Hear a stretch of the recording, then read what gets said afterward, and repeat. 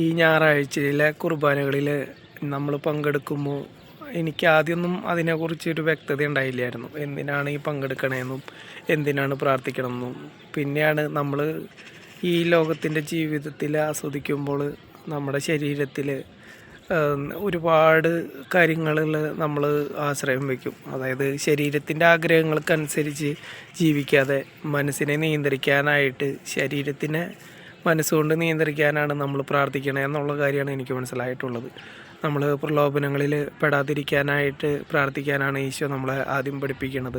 അതേപോലെ അന്നു വേണ്ട കാര്യത്തിന് നമ്മൾ ഒരുപാട് കാര്യങ്ങൾക്ക് വേണ്ടിയിട്ട്, നല്ല ജോലി, നല്ല സമ്പാദ്യം, അങ്ങനെയുള്ള കാര്യങ്ങൾക്ക് വേണ്ടി പ്രാർത്ഥിക്കുന്നതിനെക്കാട്ടിയും നമ്മുടെ ജീവിതത്തിൽ ആരെയും വേദനിപ്പിക്കാതെ മറ്റുള്ളവരുടെ സന്തോഷത്തിനും അല്ലെങ്കിൽ മറ്റുള്ളവരുടെ സ്നേഹത്തിനും പാത്രമാവാനായിട്ട് കഴിയുമോ അങ്ങനെ പ്രാർത്ഥിക്കാനാണ് നമ്മൾ ഓരോ ദിവസവും മെനക്കെടേണ്ടതാണെന്ന് എനിക്ക് തോന്നിയിട്ടുള്ളത്.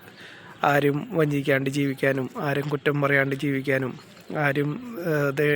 ആരോടും ദേഷ്യപ്പെടാണ്ടും, നമ്മളൊരു പാവത്തിലും, അതായത് ഒരു അന്യൻ്റെ വസ്തുക്കൾ ആഗ്രഹിക്കാണ്ടും അന്യൻ്റെ ഭാര്യയെ ആഗ്രഹിക്കാണ്ടും അങ്ങനെയൊക്കെ ജീവിക്കാൻ, നമ്മുടെ കണ്ണുകളെ വിശദീകരിക്കാൻ, നമ്മുടെ കണ്ണുകളെ നിയന്ത്രിക്കാനും മനസ്സിനെ നിയന്ത്രിക്കാനും ശരീരത്തിനെ നിയന്ത്രിക്കാനാണ് നമ്മൾ പ്രാർത്ഥിക്കേണ്ടതെന്നാണ് എനിക്ക് എൻ്റെ ജീവിതത്തിൽ നിന്ന് മനസ്സിലായിട്ടുള്ളത്. പലപ്പോഴും നമ്മൾ ആവശ്യങ്ങൾ പറഞ്ഞ് പ്രാർത്ഥിക്കേണ്ട ഒരു കാര്യം ആ സമയത്ത് നമുക്കുണ്ടാവില്ല.